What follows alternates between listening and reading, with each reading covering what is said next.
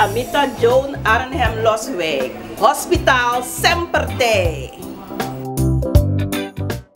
De dialyse met haar heel fijn om dialyseverpleegkundige te zijn.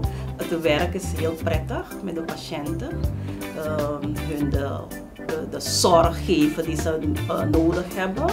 De hulp die ze nodig hebben op maat, want iedereen is uniek. Ieder patiënt heeft een eigen verhaal. Dus daarop letten we ook.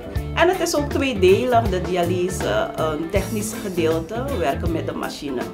Maar dat stukje van de patiënt, dat is belangrijker, want ze staat centraal.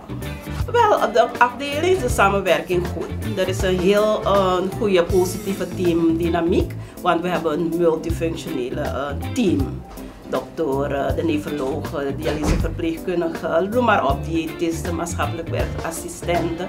En we werken zo samen, communiceren, interacteren, omdat we allemaal hetzelfde doel hebben. Ons grootste einddoel is de patiënt.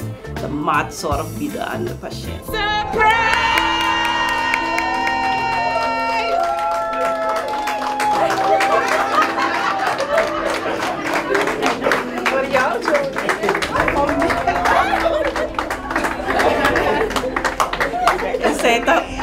Echt met een surprise. Ik was echt verrast dat ik genomineerd ben door het team. Ik ben ze ook heel dankbaar hoor. Erkenning naar Dunami. Ik vond het heel geweldig. We hebben dit allemaal voor jou georganiseerd. Omdat wij jou hebben gekozen als medewerker van de maand. Wij zijn als raad van bestuur natuurlijk ingelicht en we hebben geen moment bedacht dat wij ja zouden zeggen op jouw voorstel. We hebben begrepen in ieder geval dat je niet alleen maar als dialyseverpleegkundige bent, maar je doet veel andere dingen. Onder andere BLS zag ik hier, commissielid van Access. Je doet aferese team.